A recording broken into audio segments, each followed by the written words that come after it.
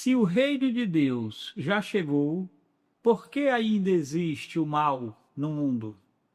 Olá, eu sou o presbítero Lúcio Matos e hoje nós iremos estudar a parábola do joio e do trigo e iremos compreender o reino de Deus, como ele atua no presente e como será no futuro. Esse vídeo faz parte de uma série de estudos que estamos fazendo sobre as parábolas que estão registradas em Mateus capítulo 13. E eu convido você para se inscrever no canal e estudar o reino de Deus junto conosco. A parábola do joio e trigo está registrada então em Mateus capítulo 13, nos versículos 24 a 30. Está escrito assim: Jesus lhes propôs outra parábola, dizendo: o reino dos céus é semelhante a um homem que semeou boa semente no seu campo. Mas enquanto todos estavam dormindo, veio o inimigo dele, semeou o joio no meio do trigo e foi embora. E quando as plantas cresceram e produziram fruto, apareceu também o joio. Então os servos do dono da casa chegaram e disseram: patrão, o senhor não semeou boa semente no seu campo? De onde então vem o joio? Ele, porém, lhes respondeu: um inimigo fez isso. Mas os servos lhe perguntaram: o senhor quer que a gente vá e arranque o joio? O dono da casa respondeu: não, porque ao separar o joio, vocês poderão arrancar também com ele o trigo. Deixem que cresçam juntos até a colheita, e no fim do tempo da colheita, direi aos ceifeiros: ajuntem primeiro o joio, amarrem-no em feixes para ser queimado, mas recolham o trigo no meu celeiro. Então essa é a parábola do joio e trigo. Jesus fala que essa história é semelhante ao reino dos céus. E o que significa então as partes dessa parábola? O que significa o campo em que as duas sementes foram lançadas? O que significa a boa semente, a semente de trigo? Quem a colocou lá? O que significa a semente má, a do joio? O que significa esse inimigo que lançou essas sementes no campo? A parábola fala de um momento de colheita. O que é que isso significa no reino de Deus? A parábola fala que o joio será amarrado e lançado ao fogo. O que isso significa no reino de Deus? E a parábola fala que o trigo será então guardado no celeiro do dono do campo. Como interpretar essa parábola? Jesus explicou essa parábola, está registrado ainda no capítulo 13 de Mateus, nos versículos 36 a 43. E é à luz desse texto que nós iremos interpretar a parábola. Então, qual o cenário em que Jesus explica a parábola do joio e trigo? Qual é o contexto? O contexto do capítulo 13 é que os relatos desse capítulo, ele ocorre na região da Galileia. E o roteiro, então, que é apresentado no capítulo 13, é que Jesus está em casa, provavelmente a sua casa em Cafarnaum. De casa, Jesus vai para o Mar da Galileia. No Mar da Galileia, Jesus fala 4 parábolas: a parábola do semeador, a parábola do trigo e joio, que é a parábola que nós estamos estudando hoje, a parábola do grão de mostarda e a parábola do fermento. Após então Jesus falar essas 4 parábolas, Jesus então sai do Mar da Galileia e volta para casa. O versículo 36 nos ajuda a compreender, então, esse contexto. Está escrito assim em Mateus, capítulo 13, e versículo 36. Então, ele deixou a multidão e foi para casa. Seus discípulos aproximaram-se dele e disseram: explica-nos a parábola do joio do campo. Então, quando Jesus está em casa, os discípulos dele se aproximam e pedem uma explicação sobre a parábola do joio. Então, Jesus passa a explicar o que significa a parábola no reino de Deus. O que Jesus está nos mostrando, então, explicando a parábola, é o que significa o campo. O que significa esse local onde as sementes foram colocadas. Jesus explica que o campo é o mundo. Jesus está falando do nosso dia a dia. Jesus está falando da rua em que moramos, do bairro em que moramos, da cidade em que moramos. Jesus está falando do nosso local de trabalho. Jesus está falando do nosso local onde estudamos, dos locais aonde frequentamos. Então, o campo, o cenário em que essa história ela é relatada, o palco em que essa história ela é relatada, Jesus explica que ele está falando do mundo. E o que acontece no mundo? Como entender, então, o reino de Deus no tempo presente? Jesus fala, então, o que há no mundo. Em primeiro lugar, Jesus fala que os que estão no mundo são o que ele chama de os filhos do reino. Jesus está falando dos salvos. Jesus está falando das pessoas que foram alcançadas pelo reino de Deus. Jesus está falando de pessoas que tiveram suas vidas restauradas, de pessoas que foram regeneradas, de pessoas que nasceram de novo.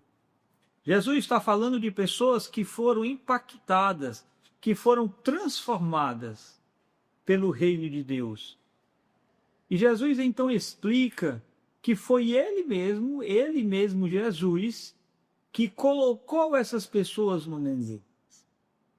O que Jesus quer ensinar com isso é que então essas pessoas que pertencem ao reino de Deus, os filhos do reino de Deus, sofrem uma influência do reino de Deus.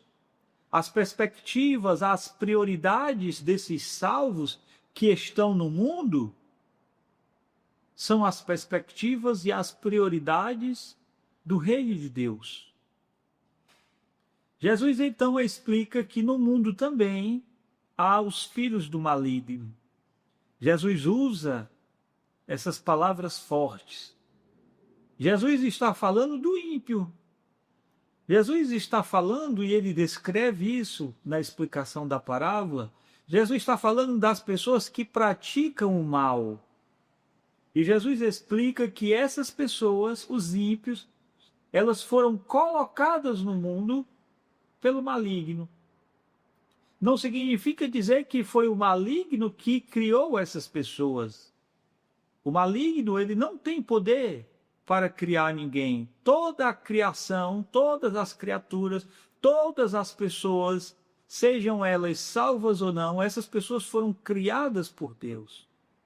Mas Jesus fala que essas pessoas foram colocadas no mundo pelo maligno. Jesus está falando de influências que essas pessoas ímpias sofrem. Jesus está falando que essas pessoas imitam a rebeldia do maligno. Jesus está falando que as prioridades dessas pessoas, as expectativas que essas pessoas têm no seu dia a dia, são as expectativas do maligno. São as expectativas desse sistema, desse mundo, que é uma característica do mundo caído, que é contrário à vontade de Deus. Então, o que Jesus está nos mostrando? Jesus está nos mostrando que existe duas categorias no mundo. Existem os salvos, os filhos do reino, E existem os filhos do maligno, os que praticam o mal. Para o reino de Deus, a divisão de toda a humanidade se dá nesses dois grupos. Nós dividimos de maneira diferente. Nós dividimos a humanidade pela raça. Nós dividimos a humanidade pelo poder econômico. Existem os pobres, existe a classe média, existe o rico. Nós dividimos a humanidade pela escolaridade.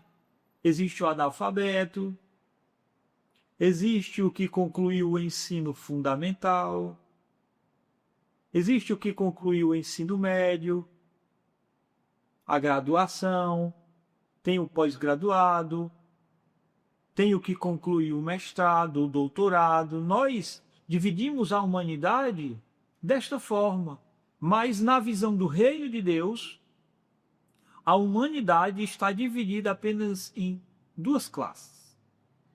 Os filhos do reino, os que praticam a justiça, essa é a linguagem que Jesus usa quando está explicando a parábola, e o outro grupo são os filhos do maligno, os que praticam mal. O que Jesus está fazendo aqui é explicando a parte da parábola em que ele diz que havia um campo, que é o mundo, e que nesse campo, então, foi depositada a boa semente. A boa semente são os filhos do reino. Quem coloca a boa semente no campo é o próprio Jesus. Jesus explica aqui a parte da parábola que o inimigo lança uma semente no campo. E então Jesus fala que a semente são os filhos do maligno. E o inimigo que depositou essa semente no campo é o próprio Satanás. Jesus agora passa a explicar como será o reino de Deus no futuro. E Jesus explica então que haverá separação.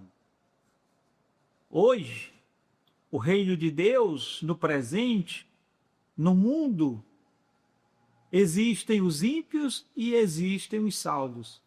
Mas Jesus fala que haverá um momento, Jesus chama esse momento de o fim desta era, em que haverá separação. E os ímpios para onde vão? Jesus descreve um local parecido a uma fornalha ardente. Jesus descreve esse local de muito sofrimento. O que Jesus está falando é da realidade do inferno. O inferno não é uma especulação humana, mas é uma revelação divina. O próprio Jesus está nos ensinando sobre essa realidade. Então, quando houver essa separação, Jesus está explicando de que o reino de Deus, no momento futuro, o momento em que ele chama de o fim desta era, haverá essa separação e os que praticam mal irão para esse local de sofrimento. E para onde vão os filhos do reino?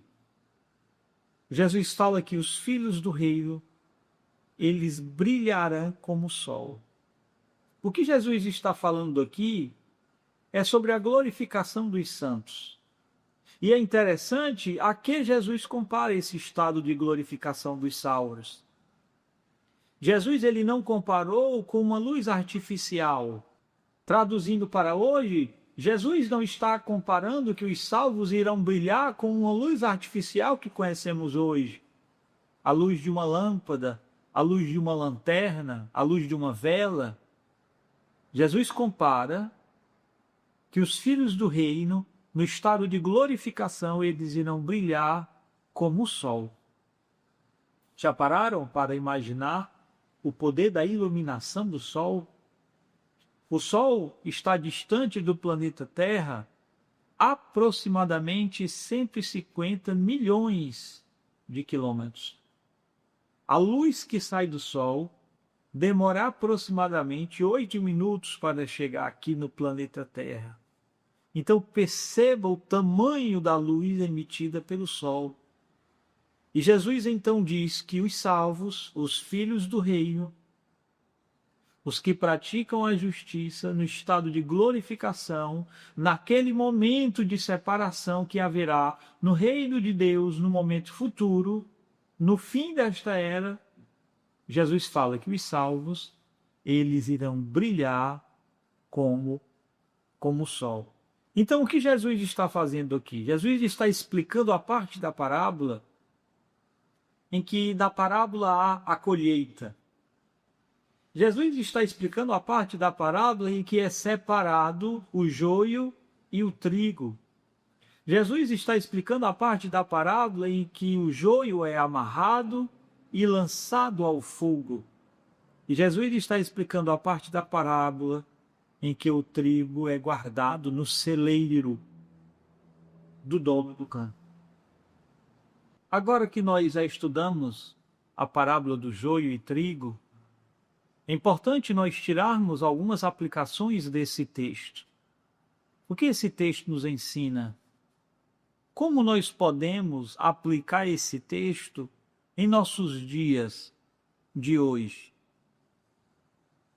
Nós estamos vivendo o momento da paciência de Deus. Vamos nos lembrar que na parábola, quando os empregados do dono do campo, eles observaram que no campo, além do trigo, há o joio, eles perguntam ao dono do campo se eles poderiam arrancar o joio no meio do trigo. Os funcionários do dono do terreno perguntam ao dono se já podem fazer a separação. Mas o dono do campo diz que ainda não é o momento, que espere um pouco mais. E esse momento atual em que a gente vive, é esse momento da paciência de Deus. Quero fazer uma leitura junto com vocês que o apóstolo Pedro escreveu na sua segunda carta. Ele escreveu assim: o Senhor não demora em cumprir a sua promessa, como julgam alguns. Pelo contrário, ele é paciente com vocês, não querendo que ninguém pereça, mas que todos cheguem ao arrependimento. Ainda há tempo para arrependimento. Nós estamos vivendo o tempo da paciência divina. Quero mencionar também o que está escrito na carta, escrita por Tiago. Ele fala sobre como a vida é passageira. Ele escreve sobre a brevidade da vida. A carta escrita por Tiago, no capítulo 4 e no versículo 14, está escrito assim: vocês nem sabem o que lhes acontecerá amanhã. Que é a sua vida? Vocês são como a neblina, que aparece por pouco tempo e depois dissipa. Então, esse momento em que nós estamos vivendo é um momento propício para o arrependimento. Nós estamos vivendo o momento de paciência de Deus. Deus está aguardando, Deus está esperando. Quero trazer uma palavra para você que já é filho do reino, que já é salvo. Não se escandalize com o mal no mundo. Tenha paciência, permaneça fiel. Hoje, a mistura, hoje há luta, hoje há desafios, hoje há problemas, mas o que Jesus está nos ensinando nessa parábola é que amanhã haverá uma separação e os filhos do reino de Deus serão glorificados e viverão eternamente com o nosso Deus. Que Deus nos abençoe.